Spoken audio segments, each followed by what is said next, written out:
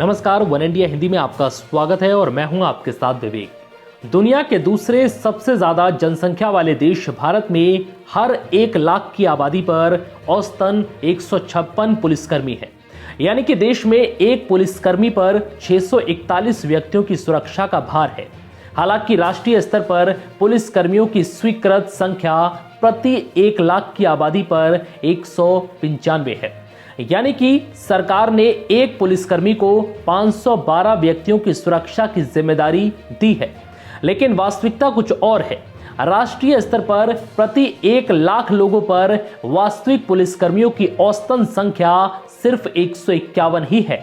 कई राज्यों में हालात और भी बुरे हैं। बिहार में मात्र 76 पुलिसकर्मियों पर 1 लाख लोगों की सुरक्षा की जिम्मेदारी है।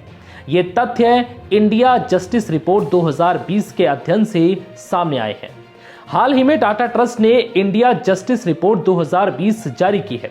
इस रिपोर्ट में राज्यों की न्याय करने की क्षमता का आकलन है। इंडिया जस्टिस रिपोर्ट हर राज्य में पुलिस, न्यायपालिका, जेल और कानूनी मदद के रोल के आधार पर यह रिपोर्ट तैयार करती है। दरअसल भारत के राज्यों में पुलिसिंग व्यवस्था जवानों, अधिकारियों और संसाधनों की किल्लत से जूझ रही है। हालांकि पिछले 3 सालों में देश के आधे से अधिक राज्यों, केंद्र शासित प्रदेशों में अधिकारियों की बहाली हुई है और स्थिति कुछ हद तक सुधरी है। इंडिया जस्टिस रिपोर्ट के मुताबिक जनवरी 2020 तक राष्ट्रीय स्तर पर 3 पुलिस अधिकारियों में से 1 पद खाली है। एमपी और बिहार में 2 में से 1 अधिकारी का पद खाली है। राष्ट्रीय स्तर पर कांस्टेबल का हर 5 में से 1 पद खाली है। तेलंगाना और पश्चिम बंगाल दोनों ही राज्यों में कांस्टेबल के 40% पद भर्तियों का इंतजार कर रहे हैं। पिछले 1 साल में पंजाब और महाराष्ट्र पुलिस रैंकिंग में जबरदस्त रूप से पिछड़े हैं, जबकि छत्तीसगढ़ और झारखंड जैसे राज्यों ने छलांग लगाई है। साल 2019 के इंडिया जस्टिस रिपोर्ट में पंजाब तीसरे नंबर पर था, वहीं वो इस साल पिछड़कर 12वें स्थान पर आ गया है।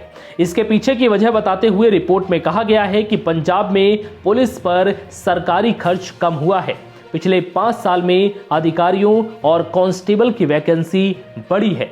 इसके अलावा यहां पुलिस आधुनिकीकरण पर होने वाला खर्च भी कम हुआ है। बता दें कि इंडिया जस्टिस रिपोर्ट एक पथ प्रवर्तक प्रयास है जो भारतीय न्याय व्यवस्था में सुधार लाने की दिशा में अलग अलग संगठनों और व्यक्तियों के साथ मिलकर कार्य करता है।